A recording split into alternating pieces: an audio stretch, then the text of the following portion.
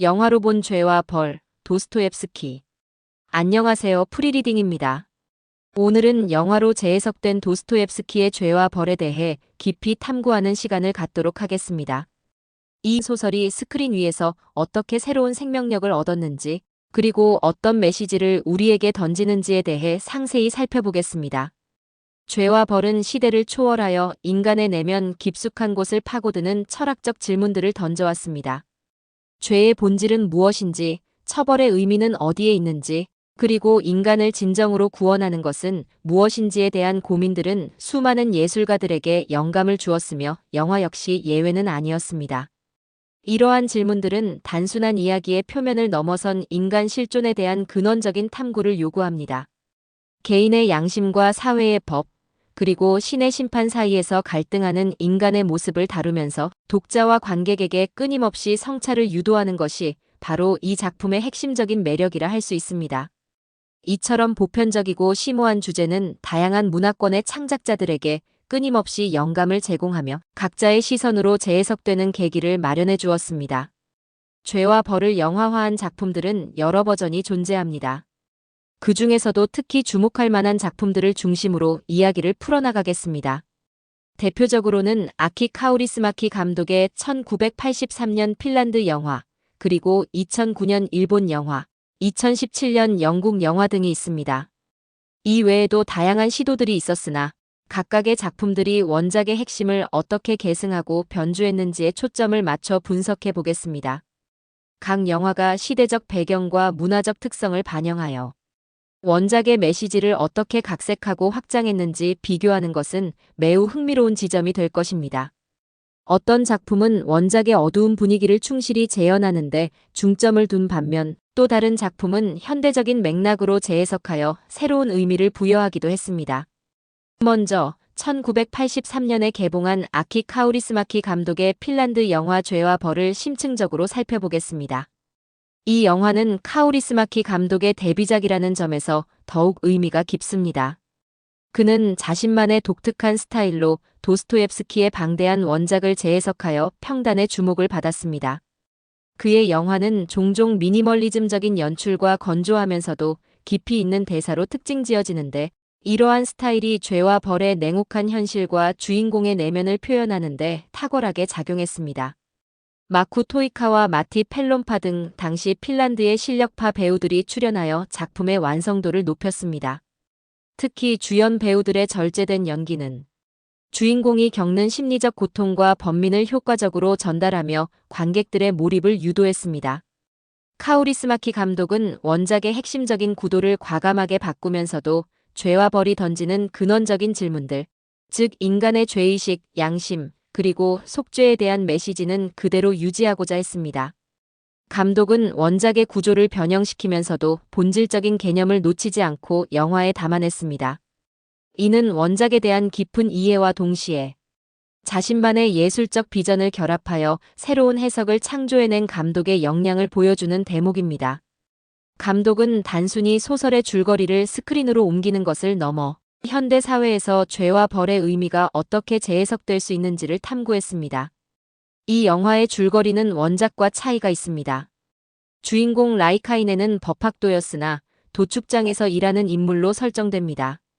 그는 3년 전 자신의 애인을 교통사고로 죽이고도 증거 불충분으로 풀려난 혼카넨을 살해합니다.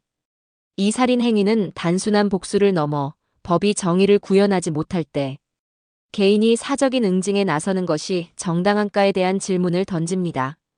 살인 동기를 묻는 질문에 라이카이네는 단순히 애인을 위한 복수라고 말하지 않습니다. 그는 그가 역겨워서 죽였어. 벌레를 죽였을 뿐이야 라고 외치며 자신의 행동이 마치 하찮은 존재를 제거하는 것과 같았음을 피력합니다. 이러한 대사는 단순한 복수를 넘어선 인간 존재에 대한 깊은 경멸과 허무주의를 암시하며 원작의 라스콜리코프의 사상과 궤를 같이 하는 측면도 있습니다.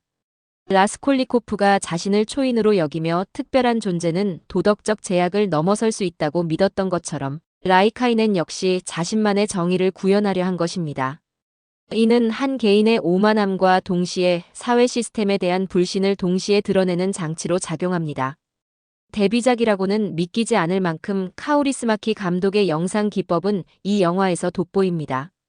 그의 절제되고 미니멀한 연출은 주인공의 고뇌와 도시의 차가운 풍경을 극명하게 대비시키며 관객들로 하여금 깊은 사색에 잠기게 합니다.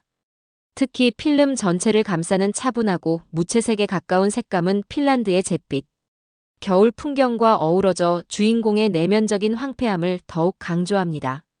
감독은 길고 고정된 카메라 숏과 최소한의 움직임을 통해 인물들의 감정을 내밀하게 포착하며 관객이 그들의 침묵과 고뇌에 동참하도록 유도합니다. 이러한 연출 방식은 인간에 대한 신뢰를 역설적으로 드러내는 그의 시선과 맞닿아 있으며 이 영화를 단순한 범죄 드라마 이상의 철학적 성찰로 이끌어줍니다. 감독은 주인공의 냉담한 행동 이면에 숨겨진 인간적인 번민과 구원에 대한 갈망을 섬세하게 포착함으로써 관객들에게 인간 본연의 복잡한 감정을 전달하고자 했습니다.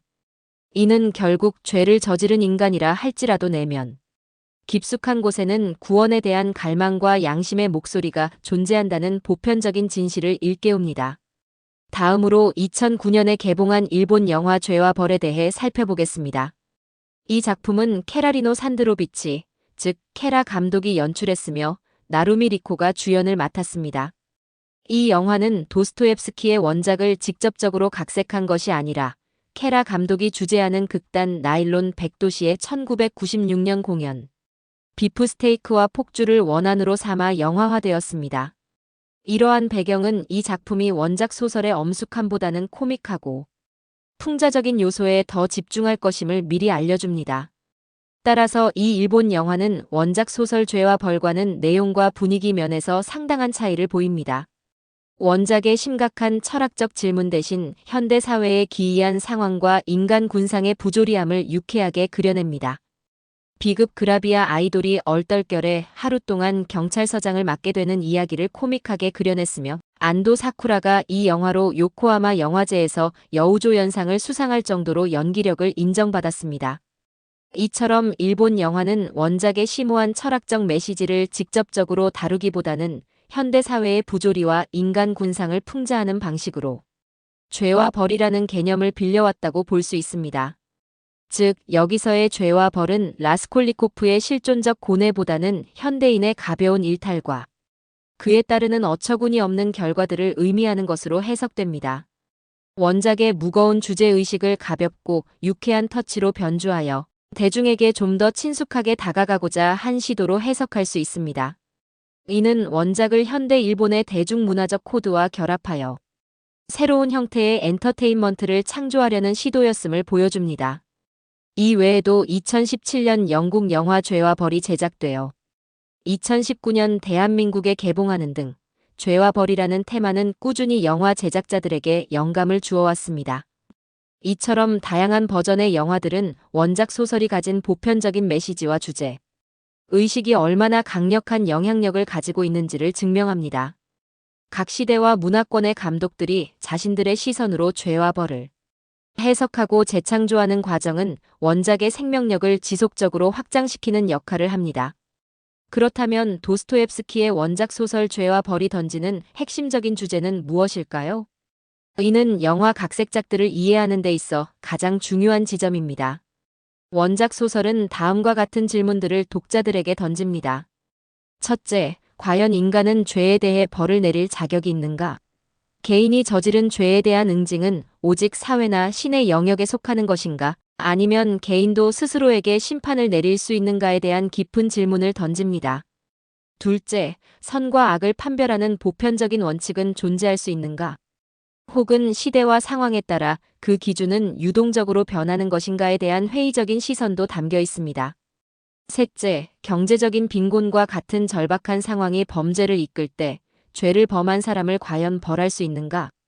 가난과 궁핍이 인간을 범죄의 길로 내모는 현실 속에서 과연 도덕적 잣대만을 들이대는 것이 정당한가에 대한 사회, 구조적인 비판의식도 엿볼 수 있습니다. 이러한 질문들은 단순히 법적인 처벌을 넘어선 인간의 윤리적, 도덕적 고민들을 포괄합니다.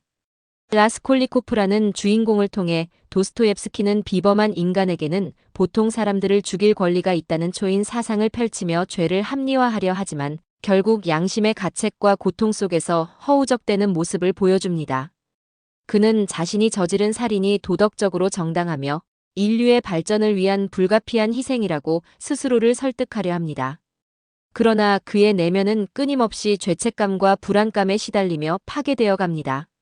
이는 어떠한 대의명분으로도 살인이 정당화될 수 없으며 인간 본연의 양심은 죄의 무게를 견디지 못한다는 것을 극명하게 보여줍니다. 결국 진정한 벌은 외부의 법적 처벌이 아니라 자신의 내면에서 끓어오르는 양심의 소리임을 강조하는 것입니다. 영화 각색작들에 대한 평가는 대체로 흥미로운 지점들을 보여줍니다. 하지만 많은 각색 작품들이 원작의 개념을 다시 만드는 데 그치거나 퀄리티가 만족스럽지 못한 경우가 많다는 의견이 많습니다.